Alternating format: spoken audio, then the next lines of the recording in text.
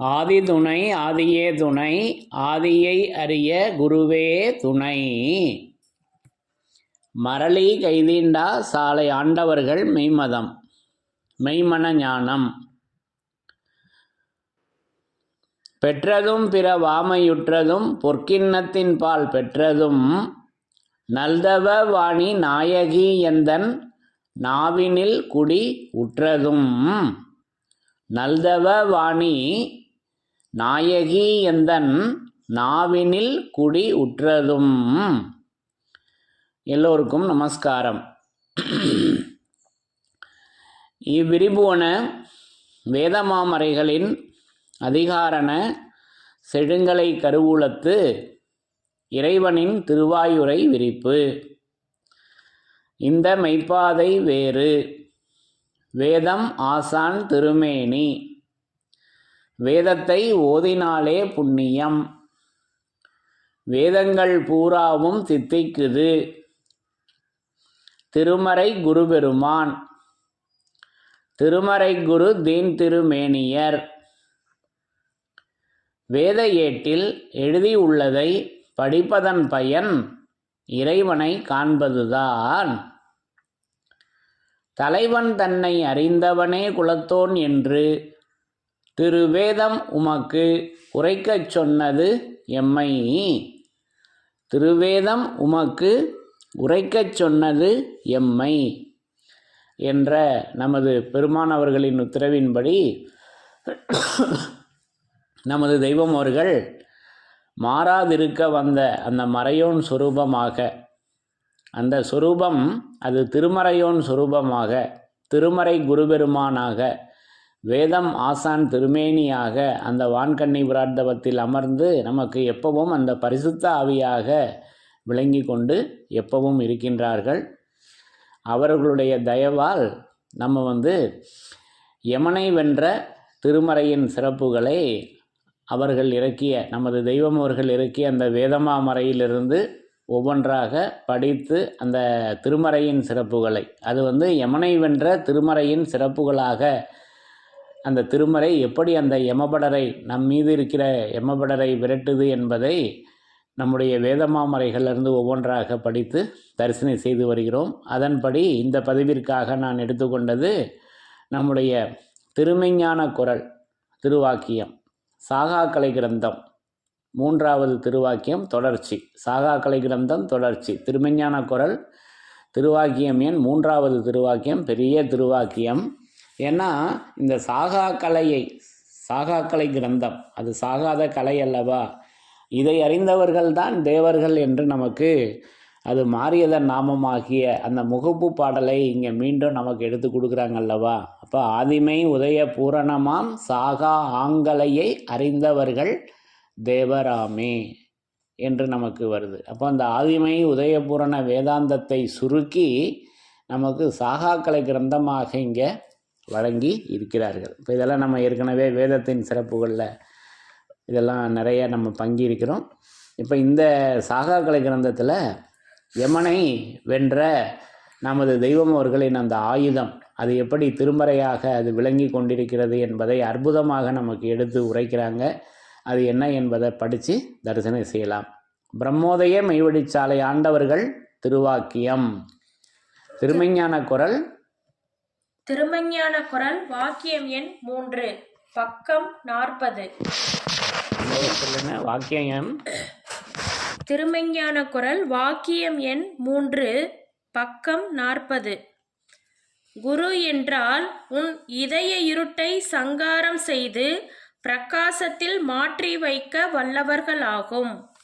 அது இருக்கட்டும், எத்தனை கோடி உபதேசமானாலும் கண், காது, மூக்கு, வாய் முதலிய 5க்குள் அடங்கினவைதானே. இவை எல்லோருக்கும் எப்பவும் உள்ளதுதானே. இதனால் உனக்கு என்ன வந்துவிடும்? இறுதியில் யமன் கையில் செருப்படிதான் வரும். இந்த குட்டு மந்திரத்தாலா கோரங்கொண்ட யமன் பயந்து விடுவான். அவன் இந்த உபதேசம் போல் 1000 கோடி கற்றவனாச்சே. இதற்கெல்லாம் அவன் பயப்படவே மாட்டான். நெடுங்காலம் தவங்கள் ஏறி நின்று இறைவனின் சன்னத முத்திரை பெற்று வந்துள்ள மெஞ்ஞான பாரவான்களின் எண்ணம் ஒன்றுக்குத்தான் யமன் கட்டுப்பட்டவன். அவர்கள் உன்னை நினைத்த மாத்திரத்திலேயே உன் பக்கத்தில் வர யமன் நடுநடுங்குவான் என்று இறைவன் திருவாய் மலர்ந்தருளி உள்ளார்கள். சாதிகளின் கர்த்தாவே. அப்போ இந்த பக்கம் முழுவதும் ஒரே பகுதியாக இருந்ததுனால சுருக்கமாக நம்ம எடுத்துக்கொண்டோம்.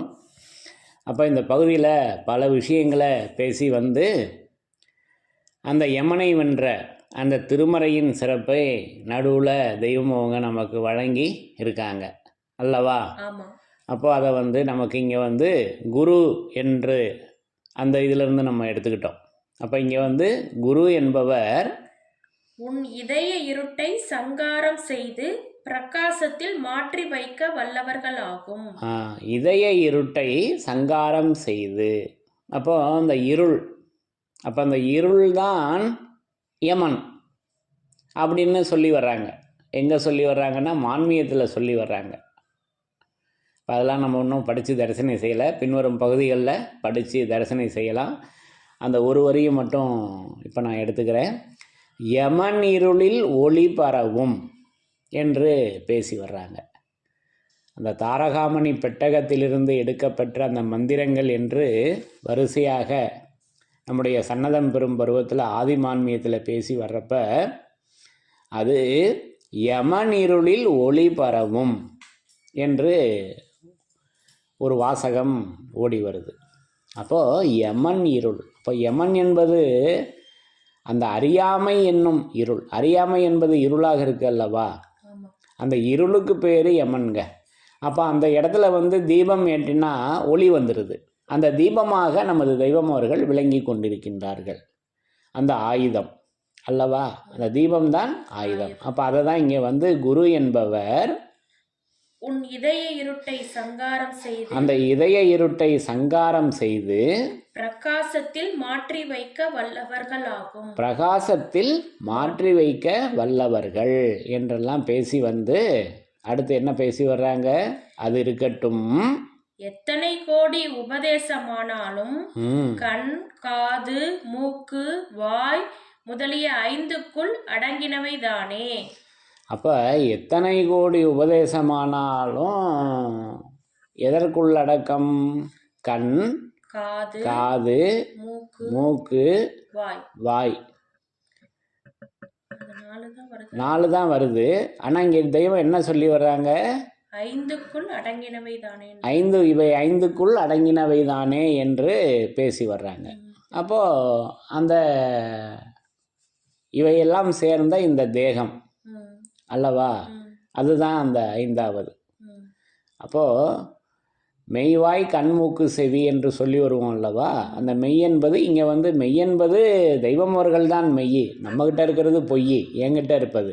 இப்போ இங்கே வந்து பொதுவாக வெளி உலகத்தில் சொல்லுகின்ற இதில் இந்த தேகம், அப்போ அது உணர்ச்சி அறிவு, இவையெல்லாம் சேர்ந்த இந்த தேகம் என்பதை எடுத்துக்கலாம். அப்போது உபதேசம் படிங்க.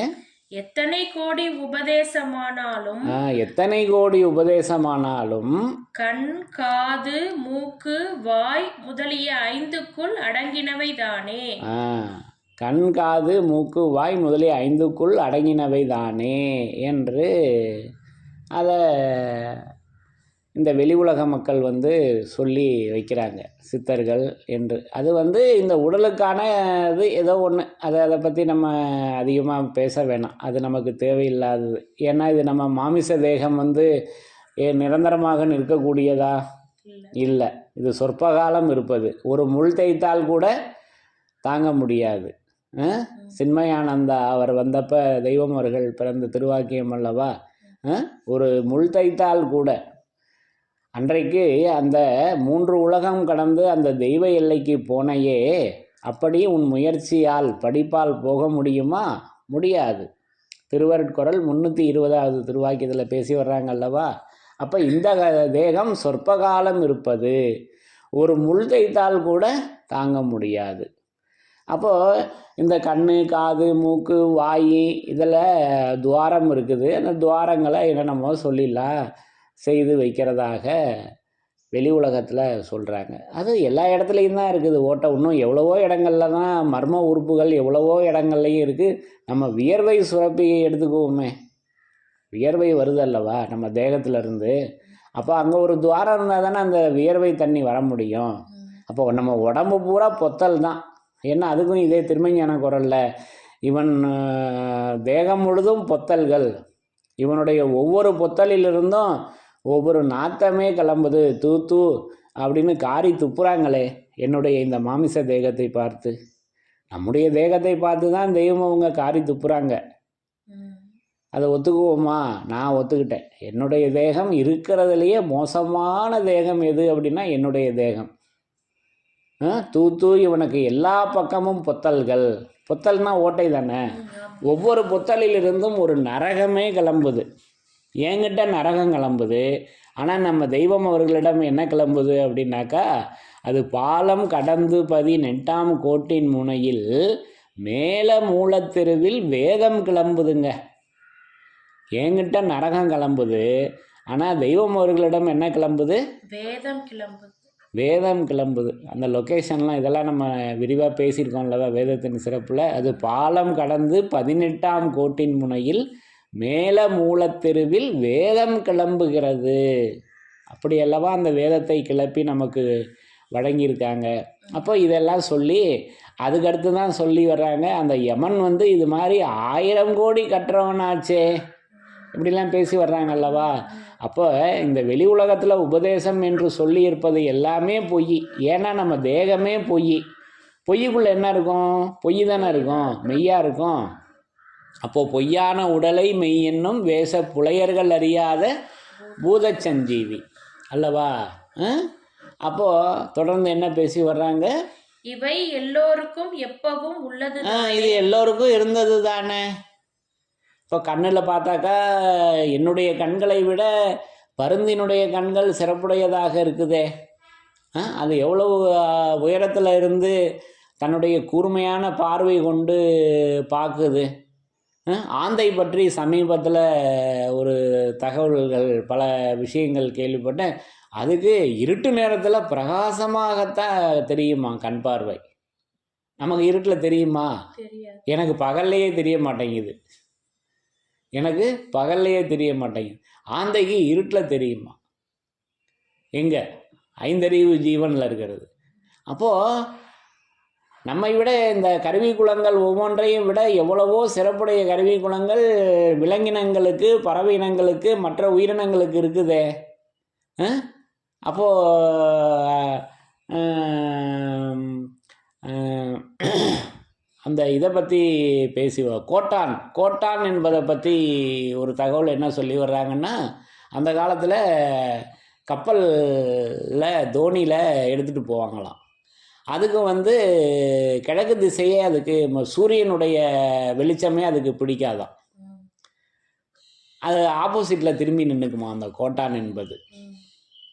இதெல்லாம் யூடியூப்பில் வருது, இதெல்லாம் வருது இந்த தகவல்லாம். அப்போ அது ஆப்போசிட்டில் திரும்பி நின்றுக்குமா, எதிர் திசையில். அப்போ இதை வச்சு திசையை கண்டுபிடிச்சிருவாங்களாம். அப்புறமா தானே இந்த காந்தங்கள்லாம் கண்டுபிடிச்சது. வட துருவம் தென் துருவம் காந்த விசை கண்டுபிடிக்கிற காலம்னா இப்போ ஒரு 500-600 ஆண்டுகளுக்குள்ள. அதுக்கு முன்னாடி அப்போ இப்படிலாம் திசைகளை மனிதன் கண்டுபிடிச்சி பிரயாணம் பண்ணியிருக்கான். அப்போ இதை நம்மளை விட எவ்வளவோ சிறப்புடைய கருவிக்குலங்கள் அதுக்கு இருக்குது. அப்போ அதனால் இறைவனை அறியக்கூடிய சக்தி அதற்கு இருக்குதுன்னு சொன்னால் ஒத்துக்குவோமா? இல்லையே. அப்போ எப்படி இது? அப்போ அது மாதிரி மூக்கு, வாய், இப்படி ஒவ்வொரு கருவிக்குலங்களும் சொல்லிக்கிட்டே இருக்கலாம். ஆமைக்கு வயது வந்து பார்த்தாக்கா குறைந்தது 600 ஆண்டுகள் உயிரோடு இருக்கான். இப்போ அதை பற்றி கூட நமது தெய்வம் அவங்க ஒரு திருவாக்கியம் ஒன்று, ஒரு பழமொழி ஒன்று பேசி அதை பற்றி விரிச்சிருப்பாங்க அல்லவா. அது அந்த வாசகம் எனக்கு இன்னும் மனப்பாடம் ஆகலை. கல்லேத்திரே மல்லேத்திரே அப்படின்லாம் அதில் வந்து நிறையா வரும். ஆமை பற்றி பேசி வருவாங்க, தவளையை பற்றி மீன் பற்றி பேசி வருவாங்க, அடுத்து தவளையை பற்றி பேசி வருவாங்க. இப்போ இதெல்லாம் நமக்கு நெடுக அந்த சரித்திர வரலாறில் இருக்குது. அப்போது ஆமை நம்மளை விட வயது கூட உள்ளதாக இருக்கு. அப்போ அதனால் வந்து இறைவனை அறியக்கூடிய சக்தி இருக்குதுன்னு அதை நம்ம எடுத்துக்க முடியுமா? முடியாது. அப்போ இந்த உபதேசம் என்பது இந்த தேகத்தில் ஏதோ அதை வந்து இன்னும் சுருக்கமாக சொல்லி வர்றப்ப அதை எப்படி சொல்லுவாங்கன்னா, அது வந்து ஒரு ரகசியம். அது என்ன அப்படின்னா, நெல்லுக்குள்ளே அரிசி இருக்குது. எப்படி? நெல்லுக்குள்ளே அரிசி இருக்குது. இதுதாங்க உபதேசம். நெல்லுக்குள்ளே அரிசி இருக்குது. ஆக இப்படி தான் இது வந்து கடைசியில் வந்து என்ன அப்படின்னாக்கா, அது தெய்வம் அவர்கள் சொல்லுவாங்கல்லவா, அந்த போலி சாமியாருக்கெல்லாம் அவனுடைய கவனம் எங்கே இருக்கும்னா நம்ம மடி மேலே தான் இருக்குமா, எவ்வளவு பணத்தை பிடுங்கலாம் அப்படின்ட்டு. சரி, இது நமக்கு தேவையில்லாத அந்த உபதேசம் என்ற வாசகம் நமக்கு தேவையில்லை. நம்ம வந்து இப்போ வேதத்தில் நிஜமான உபதேசம் பெற்றிருக்கிறோம் அல்லவா.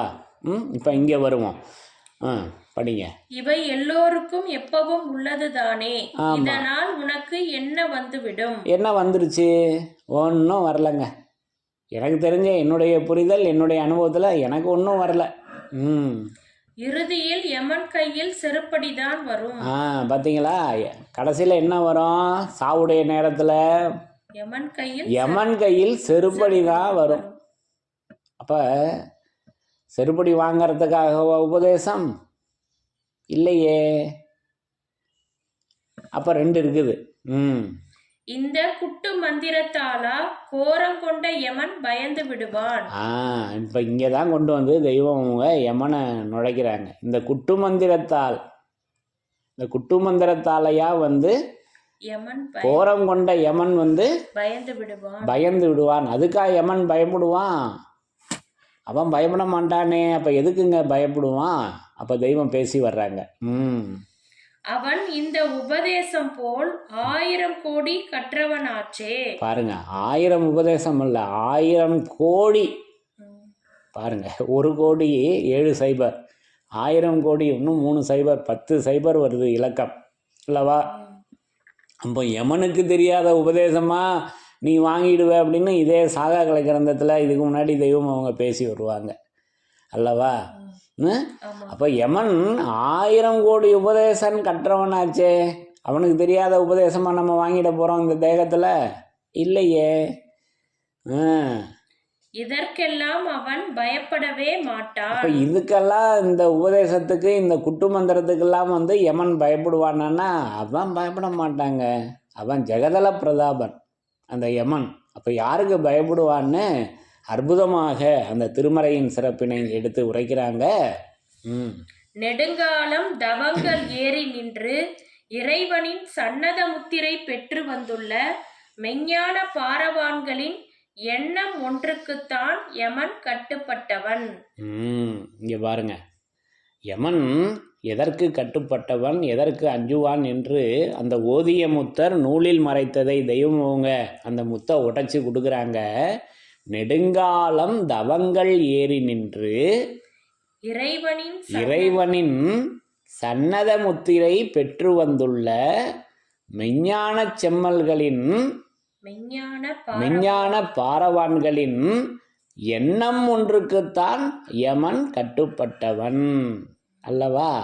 அப்போ எதற்குங்க கட்டுப்பட்டவன்? விஞ்ஞான பாரவான்களுடைய எண்ணத்திற்கு. அவர்களுடைய அந்த தூள திருமேனின்னு கூட சொல்லலை, விஞ்ஞான பாரவான்களுடைய தூள திருமேனின்னு சொல்லலை, அந்த ஆயுதம், அவர்கள் கொண்டு வந்த ஆயுதம். அப்போ அந்த எண்ணத்தினை ஆயுதமாக கொண்டு வந்திருக்காங்க அல்லவா. உன்னதரவு படிங்க. நெடுங்காலம் தவங்கள் ஏறி நின்று இறைவனின் சன்னத முத்திரை பெற்று வந்துள்ள மெஞ்ஞான பாரவான்களின் எண்ணம் ஒன்றுக்குத்தான் யமன் கட்டுப்பட்டவன். அப்போ யமன் எதற்கு கட்டுப்பட்டவன் என்றால், நெடுங்காலம் தவங்கள் ஏறி நின்று இறைவனின் சன்னத முத்திரை பெற்று வந்துள்ள மெஞ்ஞான பாரவான்களின் எண்ணம் ஒன்றுக்குத்தான் யமன் கட்டுப்பட்டவன் என்று. அந்த எண்ணம் அதுதாங்க இங்கே முக்கியம் அல்லவா. அந்த எண்ணத்தினை அவங்க தூள திருமேனியில் இருக்கிறப்ப அந்த எண்ணத்தினை, பிரம்மலயத்தில் இருக்கின்ற அந்த எண்ணத்தினை எடுத்து அவங்க பேசி வழங்கினார்கள். ஒவ்வொரு மெஞ்ஞான பாரவான்களும் நமது அந்த இறை சொரூபமான நமது தெய்வம் அவர்களும் தூல திருமேனியில் இருக்கிறப்ப எடுத்து பேசி வழங்கினாங்க. அப்படி பேசி வழங்கினதை அதை அப்படியே இன்றைக்கு வேதமாக எடுத்து வைத்திருக்கிறார்கள். இப்போ வேதத்தில் உள்ளதெல்லாம் யாருடைய எண்ணம்? இறைவனுடைய, நமது தெய்வம் அவர்களின் எண்ணம். நம்முடைய வேதத்தில் இருப்பது நமது தெய்வம் அவர்களின் எண்ணம். அப்போ இதற்கு முன் வந்த வேதங்களில் உள்ளது அந்த வேதத்தை இறக்கிய அந்த மெஞ்ஞான செம்மல்களின் எண்ணம் அல்லவா? அப்போ அந்த எண்ணத்திற்கு யமன் கட்டுப்பட்டவனுங்க. அந்த எண்ணத்தை அல்லவா நமக்கு, அது எண்ணம் என்றைக்கும் இருக்கக்கூடியது அல்லவா? அப்போ அந்த எண்ணம் நமக்கு நிறையா பேசி வர்றாங்க. எண்ணுகின்ற நல் எண்ணம் அனைத்தையும் என்றெல்லாம் பேசி வர்றாங்க. இது தெய்வம் அவர்கள் எண்ணம்.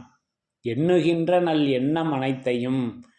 நல்ல எண்ணம் யாருக்கு இருக்குன்னா என்கிட்ட இல்லைங்க. என்கிட்ட நல்ல எண்ணமாக இருக்குது. அடுத்தவன் கெட்டு போகணும், நாசமாக போகணும், என்னை விட பணக்காரன் ஆயிட்டானே அப்படின்னு தான் என்னுடைய எண்ணம் இருக்குது. இந்த உலக வாழ்க்கையை பற்றி தான் ஏன் எண்ணம் இருக்குது. ஆனால் நமது தெய்வம் அவர்களின் எண்ணம் அந்த மெஞ்ஞான வாழ்க்கையில் நம்மளை எல்லோரையும் அவர்களைப் போலவே ஆக்க வேண்டும் என்று வச்சுருக்காங்க. அதாவது நமக்கு பிரசங்க பகுதியில் கொடுத்துருக்காங்க ஆதி மான்மியத்தில். இப்போ இதெல்லாம் நம்ம நிறையா பேசியிருக்கோம். இப்போ திருப்பி அந்த வாசகத்தை கொஞ்சம் எடுக்கலாமா? அப்போ பிரசங்க பகுதி ஜீவசிம்மாசன பருவத்தில் எடுத்து பேசி வர்றப்ப, மேலும் நான் வாயினால் சொன்ன இத்துடன் விட்டுவிட்டு போய்விடாமல் தொடர்ந்தோர் அனைவரையும் எடுத்து அறியாமையினின்று விடுவித்து விளக்கி அச்சமற்ற ஆனந்த பெருவாழ்விலே, பாருங்கள் வாசகம் கவனிக்கணும், அச்சமற்ற ஆனந்த பெருவாழ்விலே என்னை போலவே வாழ வேணும் என்று. அப்போ அச்சமற்ற அந்த யமன் அச்சம் இருக்கு அல்லவா நம்மகிட்ட, அந்த அச்சமற்ற ஆனந்த பெருவாழ்விலே என்னை போலவே வாழ வேணும் என்று ஆக்க. அப்படி ஆக்குவதற்காக நமது தெய்வம் அவர்கள் எப்படி அந்த மெஞ்ஞானத்தில் திளைத்து செழித்து வளர்ந்து விரிந்து அவங்க எப்படி அந்த நித்திய வாழ்க்கையை அடைந்து இருக்கிறார்களோ அதை போலவே இந்த உலக மக்கள் அனைவரும் வர வேண்டும் என்பது தான் அவங்க எண்ணம் இருக்குது. அப்படி நாம் எல்லோரும் இந்த உலக மக்கள் அனைவரும் அப்படி ஆக வேண்டும் என்பதற்காகவே, அப்படி நம்மளை ஆக்குவதற்காக என்ன கொண்டு வந்திருக்கேன்னு அடுத்து சொல்கிறாங்க. அடுத்த வாசகம், அச்சமற்ற ஆனந்த பெருவாழ்விலே என்னை போலவே வாழ வேணும் என்று ஆக்க எண்ணம் கொண்டு வந்து நிற்கும் எம்மை. அப்படி நம்மளை ஆக்குவதற்காக என்ன கொண்டு வந்திருக்காங்க? எண்ணத்தினை கொண்டு வந்திருக்கின்றார்கள். அப்போ அத்தருவாயில் உங்கள் எண்ணம் எம்மிடம் இருக்கிறது, எம் எண்ணமோ பிரம்மலயத்தில் இருக்கிறது. ஆகவே உங்கள் எண்ணமும் அங்கே போய் உலாவுகிறது.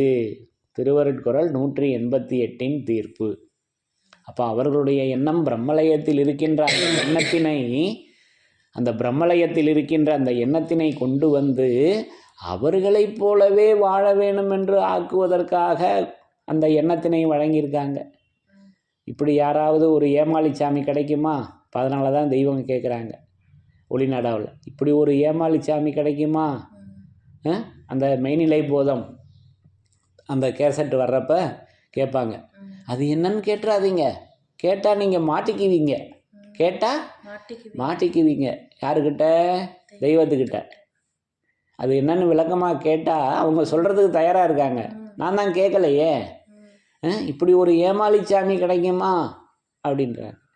ஏன்னா தன்னை போலவே வாழணும்னு நினைக்கிற ஆள் ஏமாளி தானே. அப்போ இந்த இறை சொரூபம் எவ்வளவு இறங்கி வந்து நம்மக்கிட்ட பேசியிருக்காங்க பாருங்கள். அவர்களுடைய கருணை, அவர்களுடைய தயவு, அவர்களுடைய பேரிரக்கம், இதை என்னன்னு சொல்லுவது? அப்போ அதற்கு நம்ம ஆளாகணுமே அல்லவா? ஆக இப்படி அந்த எண்ணத்தினை வச்சுருக்காங்க. ஆக இப்போ எண்ணம் நமக்கு நிறைய எடுத்து வச்சுருக்காங்க. அதை நமக்கு திருவருட்குறள் 184வது திருவாக்கியத்தில் எடுத்து வழங்குறப்ப, ஓதுமதி வேத கலைவாணி எந்தன் உளம் குளிர நாவில் நின்று முழங்கும் காப்பே. அந்த வேத கலைவாணி உன் நாவில் இருக்கும்படி, அந்த வேத கலைவாணி உன் நாவில் இருக்கும்படி உன் நாவை நீட்டி அகட்டி வேதனாவாக வளர்க்க வேண்டும் என்பதுவே எம் எண்ணம் என்று நமது தெய்வம் அவர்களின் எண்ணத்தினை அந்த வாதகற்பத்தோடு சேர்த்து வழங்குறாங்க. அந்த கலைவாணி வேத கலைவாணியாக விளங்கி கொண்டிருக்கிறாள் நமது தெய்வம் அவர்கள். ஓதுமதி வேத கலைவாணி. ஆகவே அந்த கலைவாணி உன் நாவில் இருக்கும்படி உன் நாவை நீட்டி அகட்டி வேதனாவாக வளர்க்க வேண்டும் என்பதுவே எம் எண்ணம். இதல்லவா இறைவனின் எண்ணமாக இருக்கிறது. அப்போ நம்முடைய நாவை வேதனாவாக வளர்க்க வேண்டும், வேற எதுவும் செய்ய வேணாங்க. அப்போ இதை தான் திருமஞான குறள் 49வது திருவாக்கியத்தில் 5 நிலைகளை பேசி வர்றாங்க உபதேசம் என்று. இந்த திருவாக்கியத்தில் படித்த மேற்சொன்ன உபதேசம் அல்ல, இது இறைவனின் உபதேசம். இதில் 3வது உபதேசம் என்ன பேசி வர்றாங்கன்னா, 3வது உன்னுடைய நாவை வேதனாவாக வளர்ப்பது. நம்முடைய நாவை எப்படி வளர்த்துக்கணும்? வேதனாவாக வளர்ப்பது. ஆகவே அந்த வேத கலைவாணி உன் நாவில் இருக்கும்படி உன் நாவை நீட்டி அகட்டி வேதனாவாக வளர்க்க வேண்டும் என்பதுவே எம் எண்ணம். இப்படி அந்த எண்ணத்தினை இங்கே கொண்டு வந்து அந்த தொடர்பை கொடுக்குறாங்க. நெடுங்காலம் தவங்கள் ஏறி நின்று இறைவனின் சன்னத முத்திரை பெற்று வந்துள்ள மெஞ்ஞான பாரவான்களின் எண்ணம் ஒன்றுக்குத்தான் யமன் கட்டுப்பட்டவன் அல்லவா? எப்படி பொருத்தி கொடுக்குறாங்க பார்த்தீங்களா? எண்ணத்தை பற்றி நிறைய பேசி வர்றாங்க. அப்போது இப்போ நம்ம இந்த ஒரு இடம் தான் நம்ம எடுத்துக்கிட்டோம், மான்மீதில் ஒன்று எடுத்துக்கிட்டோம் அல்லவா? இப்படி இதனுடைய விரிப்பு எண்ணம் என்பதை தலைப்பாக வச்சு நிறையா அதனுடைய விரிப்பு நிறையா இருக்குது. பின்வரும் காலங்களில் எனக்கு நேரம் இருந்தால் நான் உங்களிடம் அதை பகிர்ந்து கொள்கிறேன். நிறையா நம்முடைய வேதமாமறையில் அந்த எண்ணத்தினுடைய சிறப்புகளை அது திருவேதமாக நமக்கு எடுத்து வச்சுருக்காங்க. அப்போ நெடுங்காலம் தவங்கள் ஏறி நின்று இறைவனின் சன்னத முத்திரை பெற்று வந்துள்ள அந்த மெஞ்ஞான பாரவான்களின் எண்ணம் ஒன்றுக்குத்தான் யமன் கட்டுப்பட்டவன்.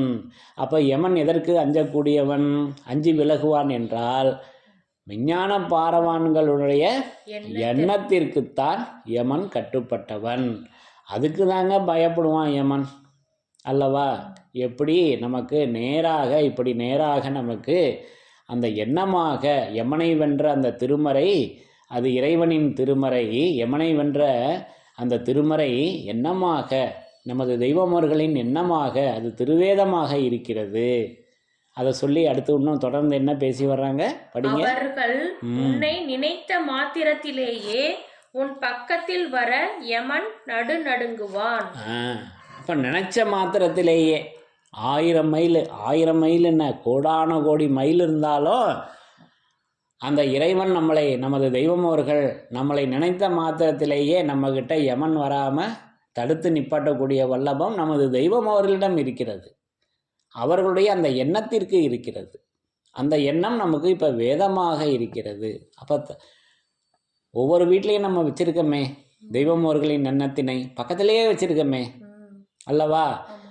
இப்படி அந்த யமனை வென்ற அந்த திருமறை அது எண்ணமாக அந்த திருமறை விளங்கி கொண்டிருக்கிறது. அப்போ அந்த ஆயுதமாக அந்த யமனை வென்ற ஆயுதம் அது தெய்வம் அவர்களின் ஆயுதம் எண்ணமாக, அந்த எண்ணம் அது திருமறையாக இப்படி விளங்கி கொண்டிருக்கின்றது என்பதை இப்படி நான் பரிபூரணமாக விளங்கி கொண்டேன், உணர்ந்து கொண்டேன் என்று கூறி யமனை வென்ற திருமறையின் சிறப்புகள் தொடரும். தலைவன் தன்னை அறிந்தவனே குலத்தோன் என்று திருவேதம் உமக்கு உரைக்கச் சொன்னது எம்மை. யமனை வென்ற திருமறையின் சிறப்புகள் தொடரும். எல்லோருக்கும் நமஸ்காரம்.